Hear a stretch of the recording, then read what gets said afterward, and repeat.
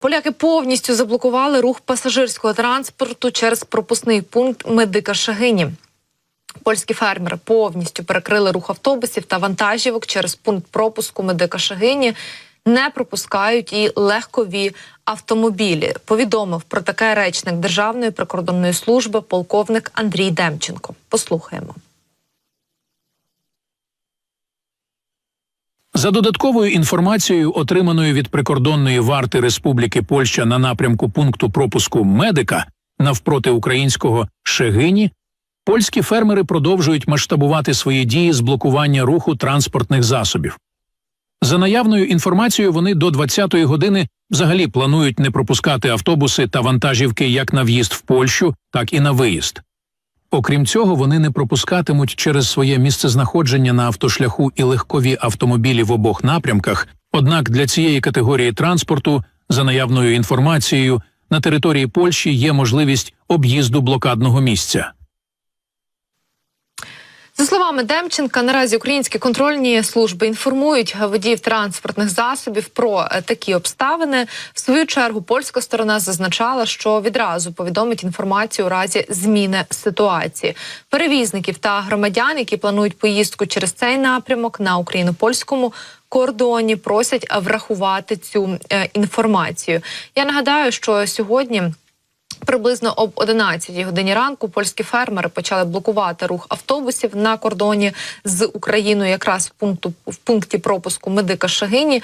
Планувалося, що вони пропускатимуть по одному автобусі в 2 години, як на виїзд, так і на в'їзд до Польщі. Але зрештою, ми бачимо, що відійшла фактично, перейшла, точніше, масштабувалася ця акція, цей протест. Ну і уже Кубраков звернувся до польського міністра через блокаду руху автобусів на кордоні. Віце-прем'єр з відновлення України, міністр розвитку громад і територій Олександр Кубраков звернувся до міністра внутрішніх справ Польщі Марчина Кервінського після інформації про блокування руху автобусів у пункті Медика Шегині на україно-польському кордоні. І, власне, як пише наш міністр, чому ви це допускаєте? Невже люди мають бути заручниками політичних протистоянь у цивілізованій країні? Про таке написав Кубраков в мережі X. Він зазначив, що польська поліція менше ніж 10 днів тому стверджувала, що автобуси перетинатимуть кордон без обмежень. Водночас страйкарі наразі блокують рух пасажирського транспорту. Ну а у Верховній Раді тим часом підрахували, яку суму втратила Україна в березні через польську блокаду. Через блокування польськими фермерами кордону з Україною у березні 2024 року Україна втратить 6,5 мільярдів гривень надходжень від митниці. Про таке у своєму телеграмі написав голова фінансового комітету Верховної Ради Данило Гетманцев, зазначивши при цьому, що в лютому 2024 року Україна втратила 7 мільярдів. 6,5 мільярдів гривень. Стільки Україна втратить у надходженнях від митниці внаслідок блокування кордону в березні.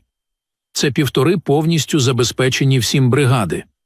Нагадаю, що в минулому ця цифра становила 7 мільярдів гривень. Ну і також треба сказати, що у самій Польщі сьогодні почались масштабні протести фермерів.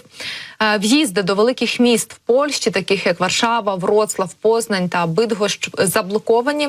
Фермери оголосили про протести у майже 600 місцях країни, обіцяючи заблокувати дороги у більш ніж 5000 населених пунктах. Раніше, я нагадаю, речник Державної прикордонної служби Андрій Демченко повідомив, що польські аграрії проводять великий страйк, у межах якого блокада доріг і протести відбуватимуться і по території самої Польщі. Власне, так само зазначається, що протестувальники повністю заблокували рух вантажівок у пунктах Ягодин та Раваруська. Також польські фермери пропускають через пропускний пункт Ягодин і Шегині вкрай малу кількість автівок, які прямують з Польщі в Україну. Зокрема, за минулу добу це 70 та 40 машин відповідно.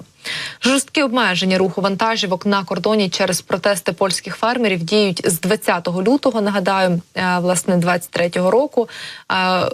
Фактично протестувальники висунули безліч вимог, серед яких дві основні – це відмова від безмитної торгівлі з Україною і повне закриття україно-польського кордону для вантажівок.